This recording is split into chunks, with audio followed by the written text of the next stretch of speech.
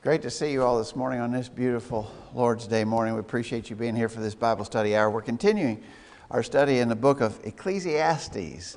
We're in Ecclesiastes, and we're ready to start chapter 8.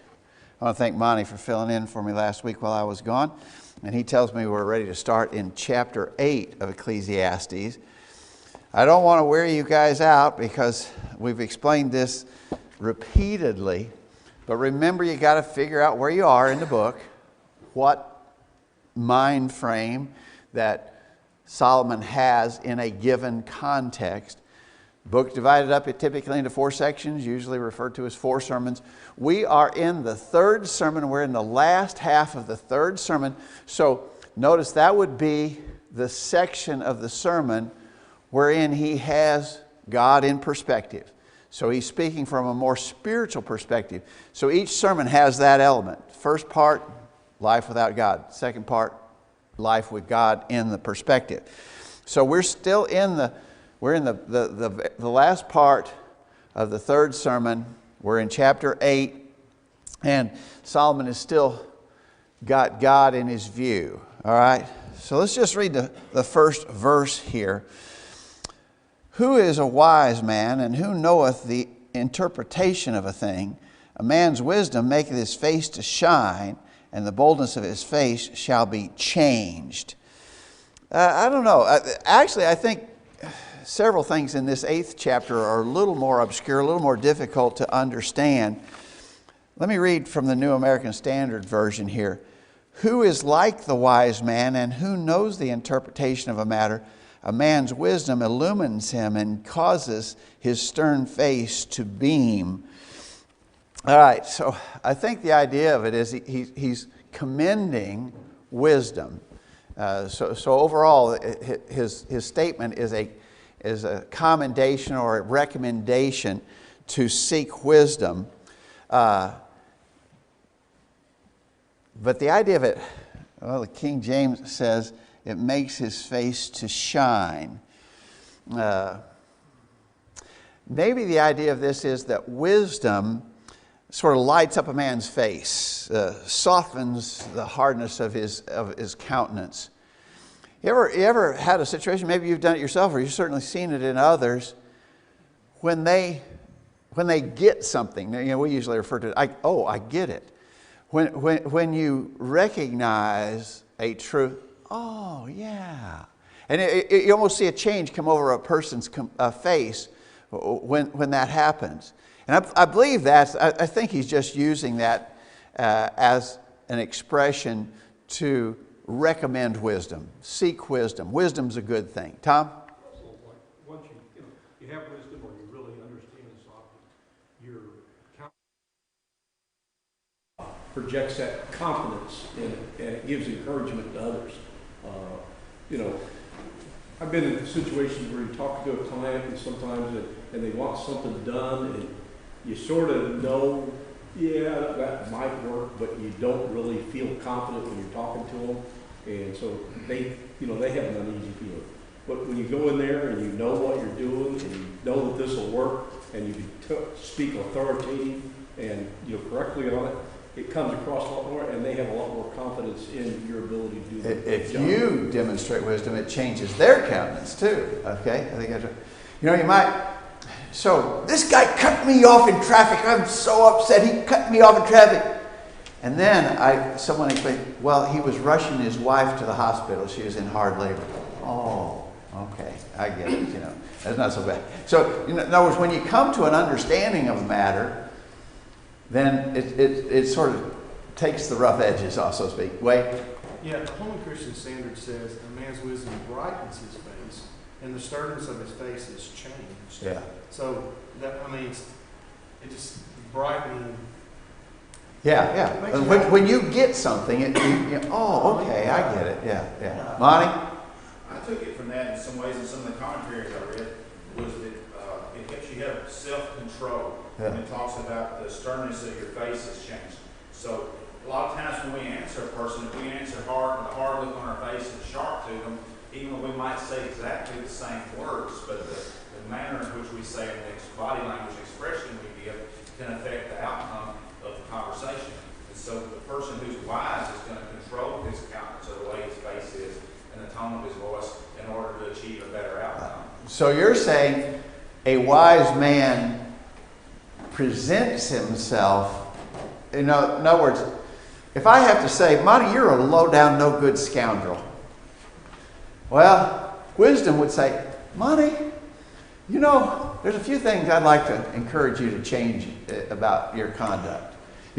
So a wise man presents differently than an unwise man, right? But even if you tell me I'm a dirty, low-down, no-good scoundrel, and you've got a chipper voice and smile when you say it, I'm going to take it better than if you say it with a harsh tone of your voice. I see what you're saying. If we control ourselves and present things in a better way, it will be wise. Yeah, I see what you're saying. Okay. All right. Interesting thought there. Let's read a couple more verses. Verse 2. I counsel thee to keep the king's commandment, and that in regard of the oath of God. Be not hasty to go out of his sight. Stand not in an evil thing, for he doeth whatsoever pleaseth him. Where the word of the king is, there's power. And who may say unto him, what doest thou? Whoso keepeth the commandment shall feel no evil, and a wise man's heart discerneth both time and judgment. All right, I believe this section is specific to obeying civil authority, all right? Now, it's kind of interesting that in the context, we just talked about being wise and the value of wisdom. Wisdom is a beneficial. And one of the elements of wisdom is you don't resist the king unnecessarily. Everything that we're going to say here is conditioned by our understanding. Acts 5:29, we ought to obey God rather than men. We're not saying obey the king if he's telling you to sin. But so everything we say is going to be with that understood caveat. But generally speaking, a wise man is going to obey the king. I counsel thee to keep the king's commandment. He says, and that in regard to the oath, notice he says, and that in regard to the oath of God. So I think the idea of that is we as godly people have made a commitment to do what God wants us to do. And part of what God wants us to do is honor civil government. So why should I obey civil government? Over in Romans chapter 13, you know this text very well. It's certainly maybe the best known passage about obeying civil government. We won't talk at all about it all, but look at verse 5. Romans 13, verse 5. Wherefore ye must needs be subject, the context is to civil authority. You must needs be subject to civil authority, not only for wrath, but also for conscience sake. So I believe there that Paul is saying, obey the civil government for wrath. That is, he'll come after you if you don't. You're going to be punished. You'll be thrown in jail. You'll suffer the wrath of civil government if you don't obey. So you should obey for that reason. But he says, but also for conscience sake. God-fearing people obey the government because we have a commitment to God to do so. Because it's a command of God. So could I break the law? For instance, it's tax filing season, right? They extended it this year. So you got another month or so to get your taxes done. But so I'm filling out my 1040. And I think I could cheat a little bit on this right here. And I'm almost positively sure that I will not get caught. Now, I don't want to get caught because if the IRS catches me, I'll be punished. But I'm pretty sure I could cut this corner off and the IRS will never be the wiser. I could do it and not fear the wrath of the IRS. Do I do it? No, I don't do it for conscience sake. In other words, I'm going to report that honestly because I just feel a duty to God. I have a commitment to God. So I really think that that's the best way to understand verse 2 there. Keep the king's commandment, and that in regard of the oath of God. In other words, you've made a commitment to God. that you'll be honest and do right. And so I really think that is what he is saying. He says, verse 3, be not hasty to go out of his sight, stand not in an evil thing, for he doeth whatsoever pleaseth him. I think he's there saying what we were saying is that if you become involved in evil, he very likely will punish you for your involvement in that. And again, there's some New Testament passages that urge us on in the same way. We already looked at Romans 13. Look at 1 Peter 2. 1 Peter 2, verse 13. Submit yourself to every ordinance of man for the Lord's sake, whether it be to the king as supreme, or unto governors as unto them that are sent by him, for the punishment of evildoers and for the praise of them that do well. I think it's basically the same truth. Solomon, 1,000 years earlier than Peter, was basically saying the same thing or expressing the same truth. So again, I would argue that this passage, this paragraph, verses 2 through 5, is just saying there's wisdom in obeying the king, obeying civil government, because he'll punish you if you don't. He has power. Verse 4: for where the word of the king is, there's power. Who may say to him, what doest thou? In other words, you can't challenge the king. He is the king, and he has power. Verse 5, whoso keepeth his commandments shall feel no evil thing. In other words, keep his commandments and it'll be good for you. You won't suffer. A wise man heart discerneth both time and judgment. In other words, if you're wise, you're going to do this. All of that with the understood caveat of don't obey him if he tells you to sin. Other than that, obey him. You know, I think that in our present day, we potentially are going to have to really work on application of this kind of a biblical principle. We are free people. We have been raised in freedom. What if they start clamping down on some of our freedoms? I don't like that. I don't like that. I'm not for that. I'm not for that at all. But what if they pass a law? Okay? They pass a law that we don't like, that infringes on something that we have been able to do and now we're not able to do. And I'm telling you, I'm not happy about that. That makes me mad. How are we going to react? Well, I think I'm speaking for myself. I'm going to be challenged in that regard. And I know a good many of you will be also. But if they pass the law and it's not a sin to do what they said to do, then we have to do what they said to do.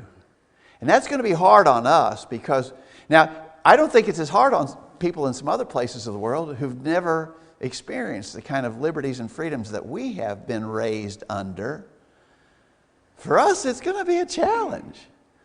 I'm concerned that in coming days, we may have that challenge in increasing measures. So, something to pray about. Thoughts or comments, Tom? Yeah, we look back at Old Testament, New Testament, different places. Think about the book of Esther. Mordecai told Esther, go to the king. I can't believe he hasn't sent for me in weeks. Yeah. I just can't barge in there and tell him what to do. Yeah.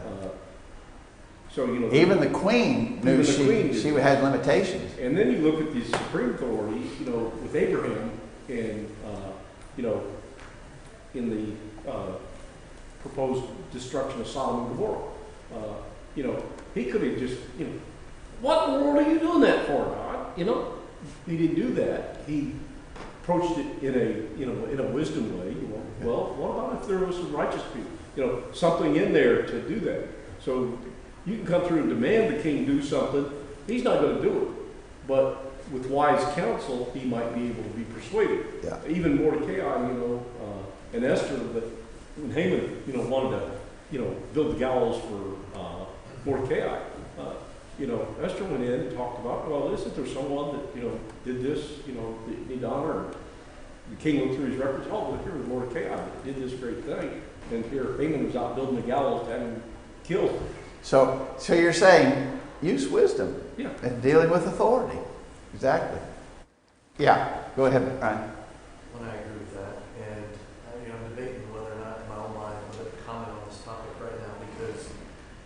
I'm like you, I would struggle with that. Yeah. Our country is unlike any in history where we have a voice. We're allowed to have a voice. Yeah. The power rests in we the people, not in our elected leaders. Right. And the Constitution is the ultimate law of this land. And we do have leaders who violate it. So, one, I do think that we should be dignified and be a Christian in the way we deal with things.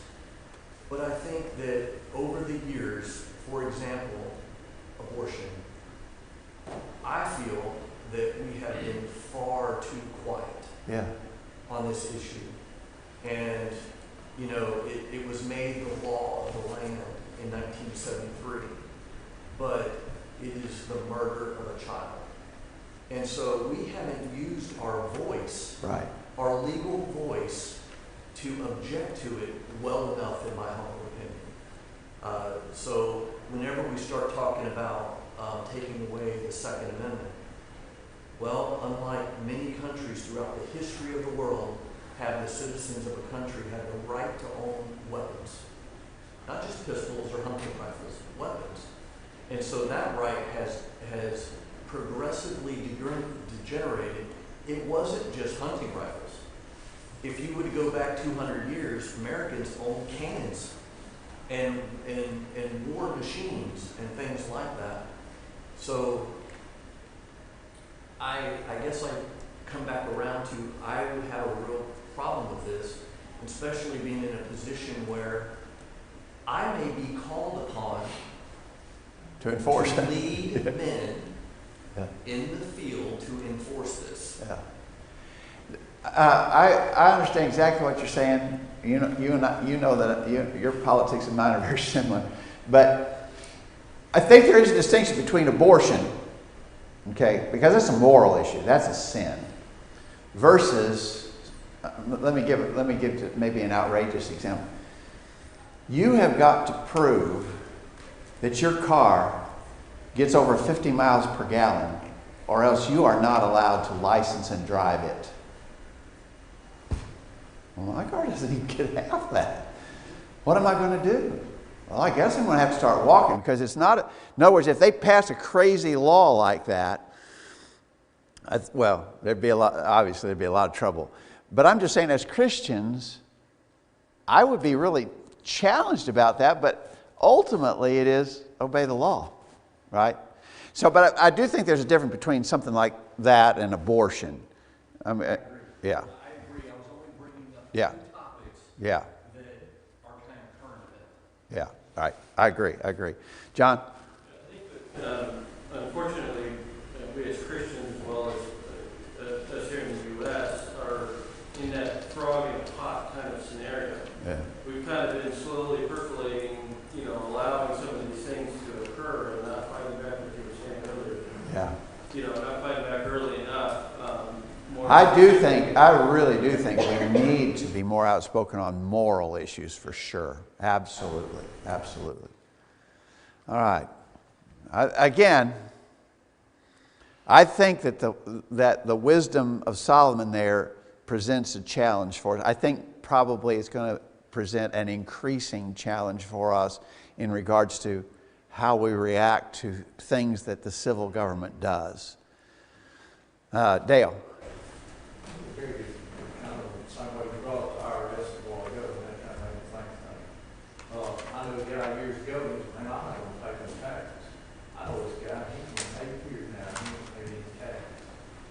Well, about the next year, they come and got the guy that has to pay taxes for 8 years, so he's paying now for tax evasion. So, Yeah. I mean, there again, the law is for a thing, but, Christians have to obey the law. Yeah, exactly right. Tough. I think I actually believe this is something that we can and should be praying about right now. Because I'm going to tell you, the outlook on the horizon is not good. I think you all agree with me. The political horizon has dark clouds on it. And how that will impact us as Christians trying to do the right thing before God I think it's going to require a good measure of wisdom, and we should be praying for that. All right. Anything else, Tom? You go to the book of Daniel and the book of Esther, both. You had kings that passed laws that they were influenced by evil people to get back at, like the Jews that were living in Babylon at the time, and both under Esther and under Daniel. And Daniel, when they passed a law that said that at this certain time, at the ringing of this bell or whatever, we need to, pay homage to the king or whatever. When it was time, he just didn't hide out and do it. He went through and he continued to do what he did. Now that's a situation of something that was morally wrong. Yeah.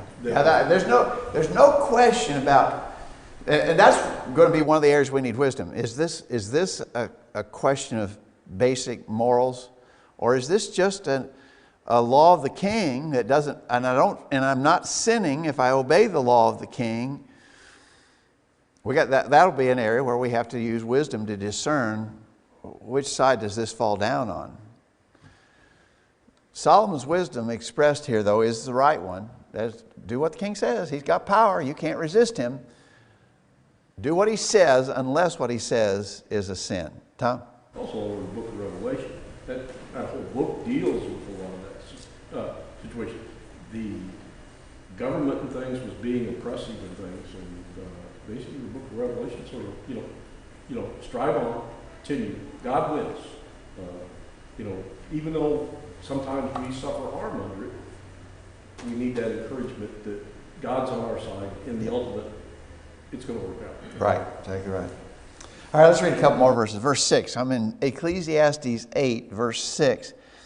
Because to every purpose there is time and judgment, therefore the misery of man is great upon him, for he knoweth not that which shall be, for who can tell him when it shall be? There is no man that hath power over the Spirit to retain the Spirit, neither hath he power in the day of death. There is no discharge in that war, neither shall wickedness deliver those that are given to it. All right. I think he's talking ultimately about death here, right? He says, there's no man that hath power of the Spirit to retain the Spirit. There, start of verse 8. So I believe that he's talking about death. Wonder why he would include that right on the heels of a paragraph that discussed the necessity of obeying the king. It may not be connected, I suppose. But actually, I could almost see a connection. Obey the king, and even if he's being harsh and oppressive, obey the king. And then a paragraph about death.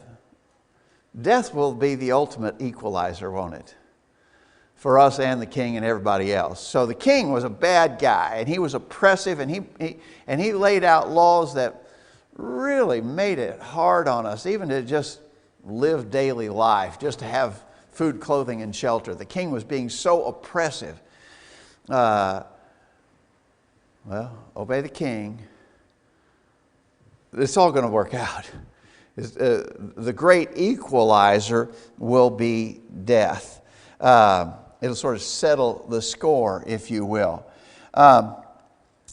Notice there in verse 8, he's basically saying death is going to come upon all, and there's not any way to fight that. Notice he says, no man hath power over the Spirit to retain the Spirit, neither hath he power in the day of death. There's no discharge in that war, neither shall wickedness deliver those that are given to it. No discharge in war, he says.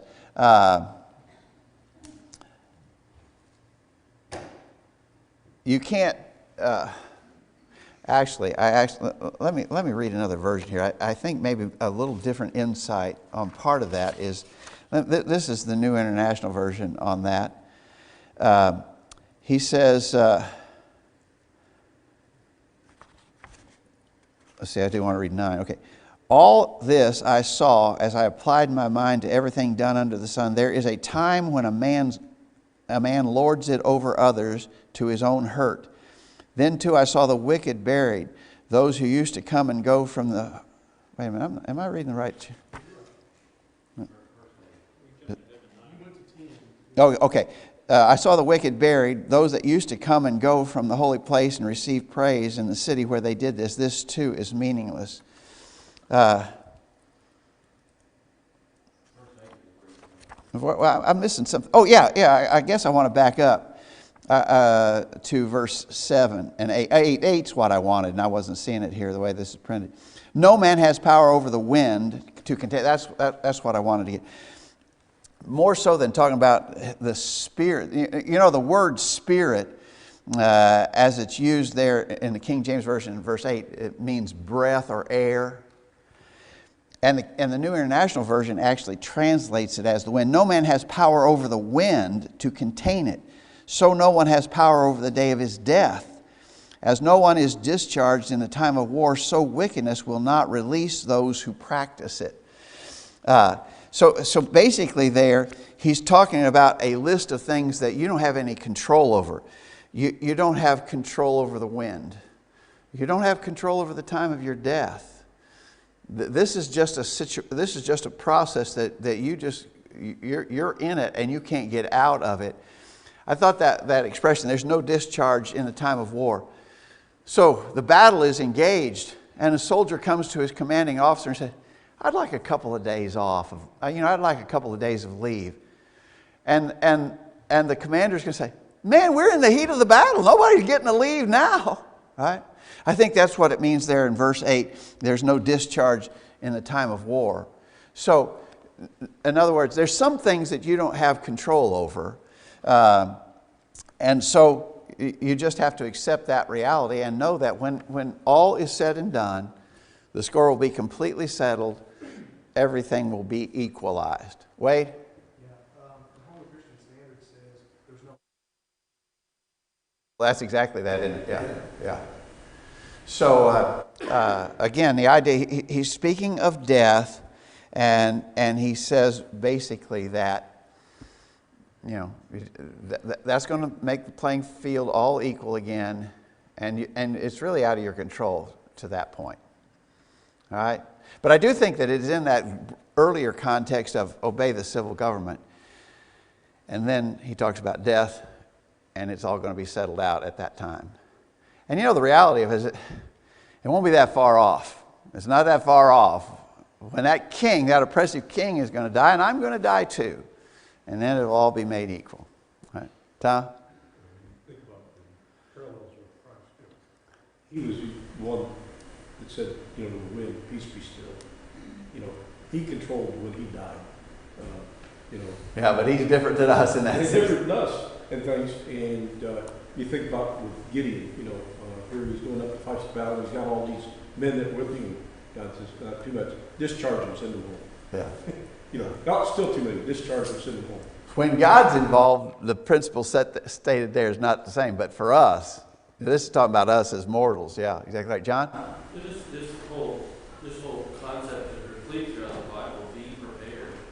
We're taught to understand the law, understand what your responsibility is, do what is right before God, regardless of what's going on around you. Right. I believe that's exactly. Even if you die, the people who killed you are going to die too. Everybody's going to be saved.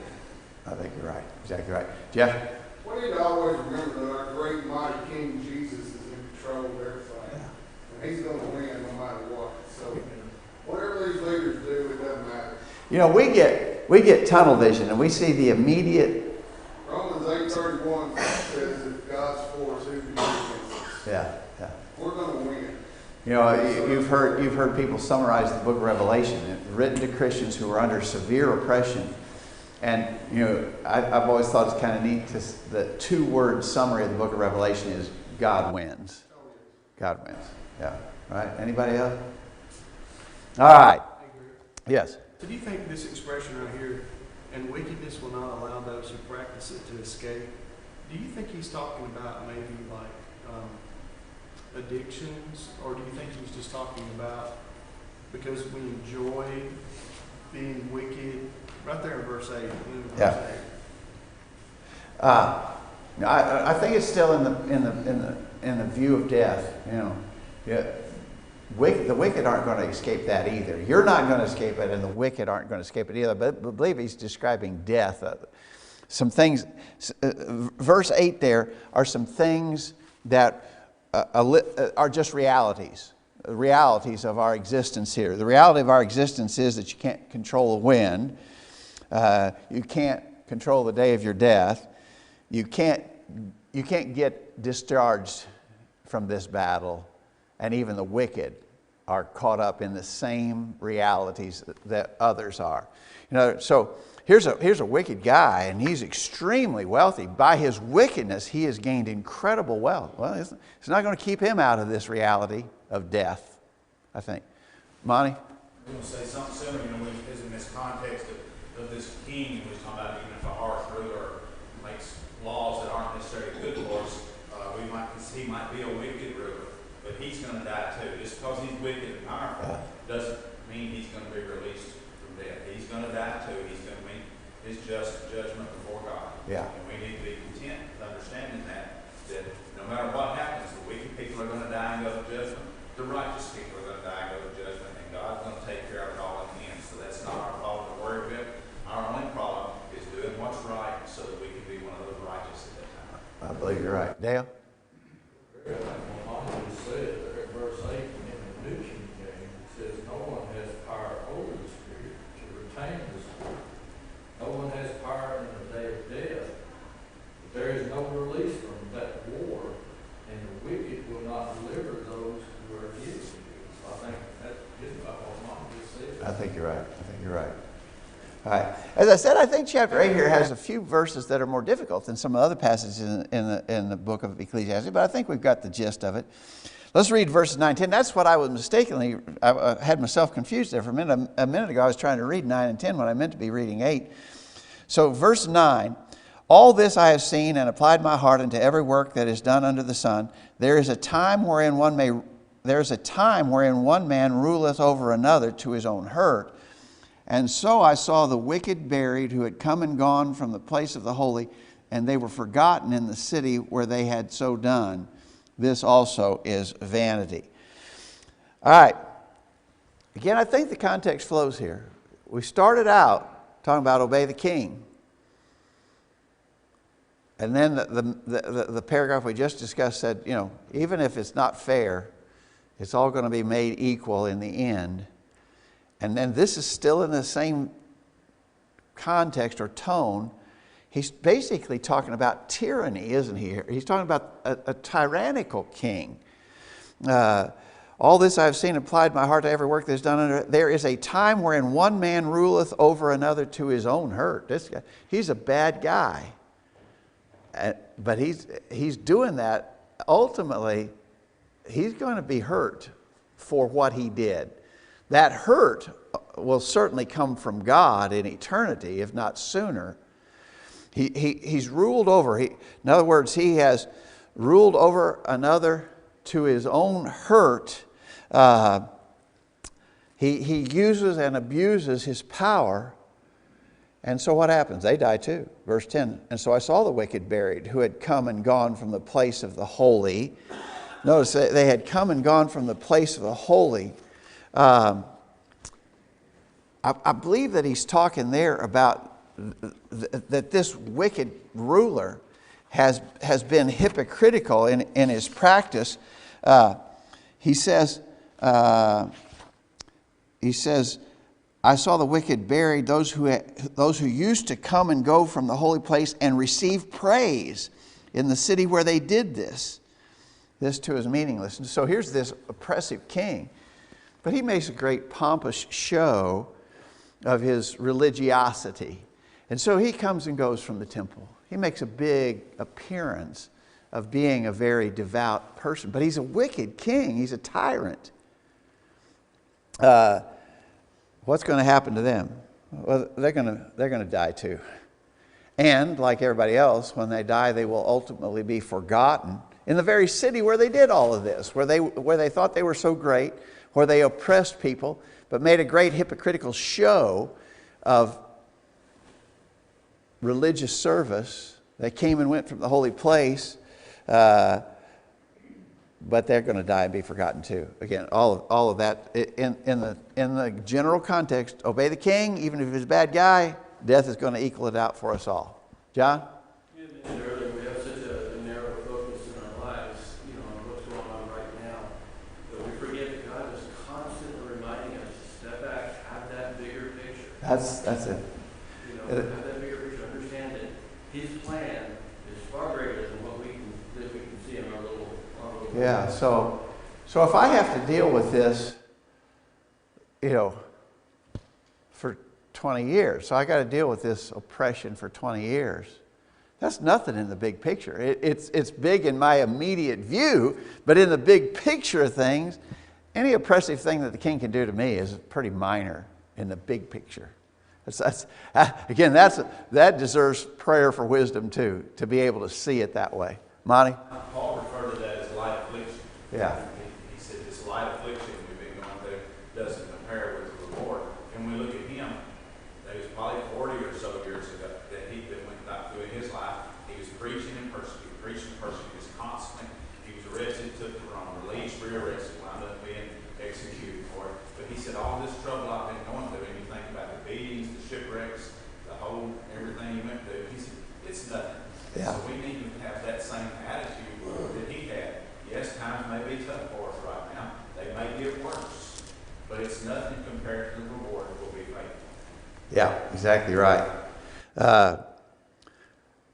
One place he said, I thought it was Romans 8. He mentions that at the end of Romans 8. But it's not the passage I was thinking about. He says the sufferings of this present time are not to be compared with the glory that shall be revealed in us. Whatever they do to us won't seem like anything in regards to when we attain to heaven and have that reward. All right, good thoughts. All right.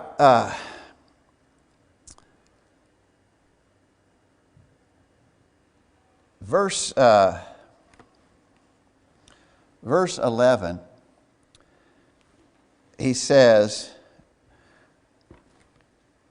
in verse 11, he says, because sentence against an evil work is not executed speedily, therefore the heart of the sons of men is fully set in them to do evil. One of the problems with the king who is evil, or anybody else who is evil and gets by with it for a while, is that he becomes ingrained in his wickedness. In other words, this guy's been getting away with this. So in the context, he's talking about an oppressive ruler, right? Excuse me. And this oppressive ruler has been getting by with it. And he doesn't seem to suffer for all the bad stuff he does. What does that cause him to do? Keep doing the bad stuff, do more bad stuff. Again, that's just sort of a reality of life. But it does. I think what Solomon's saying here, it doesn't negate the broader truth that the context has been discussing, is that there will be an ultimate accounting. It's all going to come together at the end. Death will equalize it for everyone. I think that's the way to understand that. Verse 11 is, this bad guy, now he's going to be encouraged to continue in his wickedness because he hasn't received immediate punishment for it. But as he stated here, God will make it right. Now, I like that verse 11 as sort of a standalone statement. It has plenty of application. I think, as we just described it, that's the meaning in context. But there's a truth revealed there that is true in many applications. Because sentence against an evil work is not executed speedily, therefore the heart of the sons of men is fully set in them to do evil. I mean, we think of our criminal justice system. And so a guy gets arrested and they just turn him out. Or a guy gets arrested. I mean, people on death row, they've been on death row for 30, 40 years. The sentence hasn't been carried out. So what does that make potential criminals that are still in the community, what does that make them think? I can do this and get by with it. Justice sentence against evil doing is not being executed speedily. The result of that is people are encouraged to continue in their wickedness and do more wickedness. I think there's all kinds of... So here's a young child in the home, and he's not being disciplined. What does the lack of discipline of that kid cause him to do? Keep doing what he's doing. Do more. So the idea is, understand that there's a necessity for speedy execution of judgment concerning right and wrong. There's a value, I guess I should say, to speedy execution of judgment. I think we've talked many times about our criminal justice system is letting us down in regards to that because criminals are not being punished speedily. I don't think that that's necessarily the meaning in specific context here, but I do think it's the general truth. Wade? I guess I was thinking of it too. I mean, just like I said, there's a lot of applications probably in this verse, but as a father, you try to do your best for your kids, but sometimes you don't even realize what you've done until they're grown. Yeah. And you can't go back and change it because you didn't realize it at the time, or you wasn't corrected on, what you did at the time, and you just keep making the same mistakes, and then your kid's grown, and then now you're messing up. Have you ever been around a parent with a kid and all they do is threaten? I'll tell you, you keep doing that, I'm going to spank you. You do that again, I'm going to spank you. I told you if you keep doing that, I'm going to spank you. They never spank. Well, there's no deterrence there. Again, it's the idea of sentence against evil needs to be executed speedily. Right? But again, I think that concept has really broad application. But here, I think it's talking about, it's just one of these realities of that oppressive king. He's getting by with it right now. And so he's going to keep doing it. But the time will come. I believe that's the gist of what Solomon is saying. Real quickly, I want to take verses 12 and 13 because I think then that brings us to the end of that section. And beginning at verse 14, we'll be ready to move into the last of the four sermons. So let's read 12 and 13 real quick. Though a sinner do evil 100 times and his days be prolonged, yet surely I know that it shall be well with them that fear God, which fear before him. But it shall not be well with the wicked, neither shall he prolong his days, which are as a shadow, because he feareth not before God. That's a really great statement, isn't it? Those two verses really, it's good to fear God. It's good to fear God, even if the evil guy gets by with his evil. Even if the bad guy prospers in his evil. He says, I've seen that. I've seen the bad guys seemingly to get by with it. But he will not prolong his days. He will not prosper. The one who fears God is the one who's going to be better off in the end. And so here's this bad guy, and he become a mega millionaire because of his evil. And you have struggled along just having enough. And you reach the end of your life, this guy's got all kinds of money, and you got nothing. Who's in better shape? You're in better shape if you have feared God and served him than that guy who has prospered in his wickedness. That's all Solomon's saying there, right? And that's a truth that we need to really accept and believe. It's living for God is better. No matter how it turns out in the material world, it's better for us if we serve God faithfully. And we got to have the wisdom to see that. Okay? All right. So that sort of brings us to that definitely brings us to the end of that third section. So next week, Lord willing, we'll begin at verse 14 and look at that last sermon in the book of Ecclesiastes. Thanks, everybody.